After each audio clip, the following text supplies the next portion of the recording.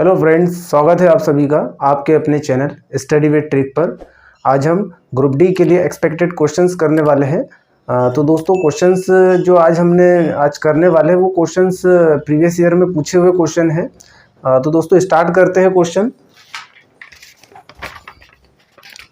पहला क्वेश्चन है कि एक पुस्तकालय में 40% पुस्तकें अंग्रेजी में है और शेष पुस्तकों की 40% पुस्तकें हिंदी में है, शेष पुस्तकें उड़िया में है। यदि 4800 पुस्तकें हिंदी में है तो पुस्तकालय में कुल पुस्तकों की संख्या कितनी है, ये हमें बताना है। ठीक है, तो हम क्या करते हैं कि सबसे पहले पुस्तकों की संख्या को 100 मान लेते हैं। ठीक, तो इसमें इंग्लिश की कितनी है, 40, ये इंग्लिश की है। उसके बाद में क्या बोला, शेष। अब शेष कितने बचेंगे, जब 40 से इंग्लिश की है तो शेष 60 बचेंगे। अब ये 60 का 40% पुस्तकें कौन सी है, हिंदी की। अब इसका 40% निकाल लेंगे, 6 चौके 24, तो ये होगी 24 कौन सी, हिंदी की। ठीक, तो अब उसने क्या बोला है कि यदि 4800 पुस्तकें हिंदी की है, मतलब ये 24 किसके बराबर में है, 4800। तो यहाँ से कट जाएगा, एक रेशो की वैल्यू निकल के आ जाएगी 24 दूनी 48। और पूछा है क्वेश्चन में हमसे कि पुस्तकों की कुल संख्या, कुल हमने कितने माने थे, 100। तो पुस्तकों की कुल संख्या 20,000, ये हमारा आंसर होगा। ठीक, अगला क्वेश्चन है दोस्तों कि महिमा को अपनी यात्रा सामान्य से 12 मिनट देरी से प्रारंभ करने के कारण गंतव्य पर समय पर पहुंचने के लिए 45 किलोमीटर प्रति घंटे के स्थान पर 54 किलोमीटर प्रति घंटा से जाना पड़ता है। यात्रा के दौरान तय की गई दूरी हमें बताना है। तो क्वेश्चन में क्या बताया गया है कि महिमा पहले 45 किलोमीटर प्रति घंटे की गति से जा रही थी, अब उसको 54 किलोमीटर प्रति घंटे की गति से जाना पड़ रहा है। ऐसा क्यों हो रहा है, क्योंकि वो 12 मिनट लेट हो गई। इसका मतलब क्वेश्चन में जो डिफरेंस चल रहा है वो टाइम की वजह से ही उनके स्पीड में अंतर आ रहा है। तो क्वेश्चन, इस टाइप के क्वेश्चन को हम क्या करेंगे, इस टाइम के फॉर्मेट में रखेंगे। तो टाइम इज इक्वल टू क्या होता है, डिस्टेंस अपॉन स्पीड। तो हम फॉर्मूला रखेंगे डिस्टेंस अपॉन स्पीड। पहले 45 किलोमीटर प्रति घंटे की गति से जा रही थी, तो अंतर आ रहा है, तो इसलिए माइनस करेंगे। अब 54 किलोमीटर प्रति घंटे से जाना पड़ रहा है, तो टोटल जो समय लग रहा है वो कितना है, 12। तो इसको हम घंटे में कन्वर्ट कर लेंगे। अब यहाँ पर हम एलसीएम लेंगे तो कितना आएगा, 9 इंटू में 5 और 9 इंटू में 6, तो 9 यहाँ से कॉमन निकलेगा, तो 9 इंटू 30 मतलब 270। ठीक है, तो यहाँ पर भाग देंगे हम, कितने बार जाएगा ये, 4 बार है ना। तो 4D माइनस, अब यहाँ पर कितना आ रहा है, 54, तो ये आएगा 5, 9 नहीं 9 से काट देंगे, 9 6 की 54, 9 3 27, 6 से 5 बार 5, यहाँ पे हमारा जाएगा ये 6 बार है ना। अब यहाँ पे कितना आएगा, 5। ठीक है, तो ये कितना है, 12/60। तो क्या होगा, D/270 इज इक्वल टू 12/60। तो 106 से ये 2 बार, तो डिस्टेंस कितना आएगा, 54 किलोमीटर। ये हमारा आंसर होगा। ठीक, क्वेश्चन है दोस्तों कि 25%, 20% तथा 10% के क्रमिक बट्टों के समतुल्य एक अकेला बट्टा क्या है। ठीक, तो इस टाइप के क्वेश्चन में क्या होता है कि हम सक्सेसिव लगा सकते हैं, क्योंकि ये एक ही वस्तु के मूल्य में अगर जैसे कि लगातार वृद्धि होती है, लगातार कमी होती है, तो इस टाइप में हम सक्सेसिव लगा सकते हैं।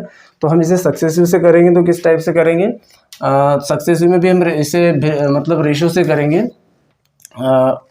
पहले क्या हो रहा है कि 25% की वृद्धि, मतलब 1/4, तो 4 से 5 नहीं, बट्टा दे रहा है मतलब कि कमी हो रही है, तो 4 से 3, और उसके बाद में 20% है मतलब कि 1/5, तो 5 से 4, उसके बाद में 10% है तो 1/10, 10 से 9।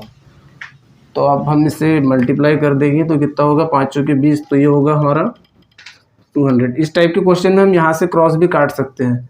ठीक है, तो और कोई कट रहा है नहीं, तो ये हो गया हमारा 50 और यहाँ पर 9 3 27, मतलब कि बट्टा कितना दे रहा है वो 23 का, और किसके रेस्पेक्ट में 50 के रेस्पेक्ट में, इंटू में 100% में करना है, तो ये होगा 46%। ठीक, ये हमारा आंसर होगा।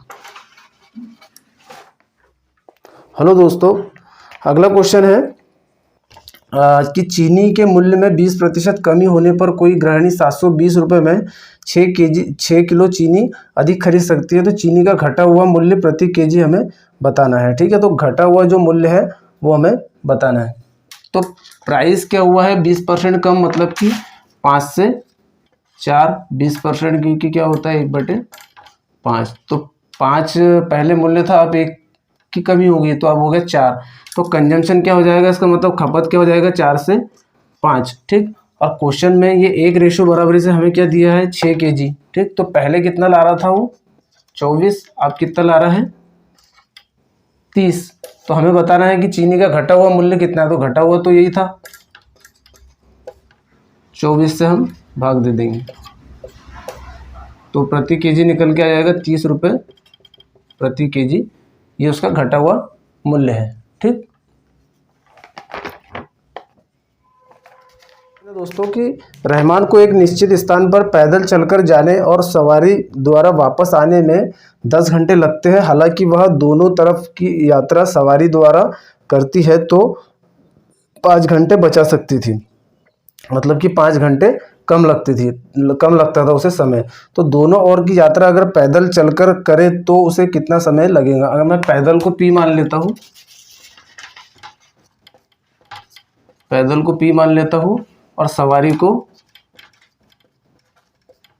S मान लेता हूँ। ठीक, तो क्या बोल रहा है क्वेश्चन में कि अगर वो पैदल चलकर जाने और सवारी से वापस, मतलब कि पैदल जा रहा है सवारी से वापस आ रहा है, तो कितने घंटे लग रहे हैं 10 घंटे। अगर फिर उसके बाद में अगर दोनों तरफ अगर वो सवारी से चलता है तो 5 घंटे कम लग रहे हैं, मतलब कि 5 ही घंटे लग रहे हैं। तो यहाँ पर 2P की वैल्यू कितनी निकल के आ जाएगी, 2S की वैल्यू कितनी आ जाएगी जब सवारी से चलेगा तो 5, तो एक S की वैल्यू कितनी निकल के आ जाएगी 2.5, मतलब कि 2.5। अब हमें यहाँ से P की वैल्यू निकल के आ जाएंगी, पैदल अगर जाता तो कितना, ये इक्वेशन में मैं वैल्यू रख देता हूँ, तो P की वैल्यू निकल के आ जाएगी कितनी, घटेगा तो 7.5।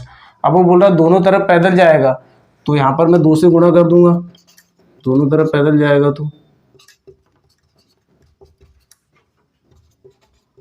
कितने 15 घंटे लगेंगे, तो ये हमारा आंसर होगा। उम्मीद है दोस्तों आपको ये क्वेश्चंस अच्छे लगे होंगे। तो इसी तरीके के और क्वेश्चंस देखने के लिए हमारे चैनल को सब्सक्राइब करिएगा। आपके लाइक की और शेयर की हमें बहुत ज़रूरत है दोस्तों, ताकि हम और अच्छा कंटेंट आपको प्रोवाइड करवा सके। तो उम्मीद करता हूँ दोस्तों आप हमें ज़रूर सपोर्ट करोगे। Thank you.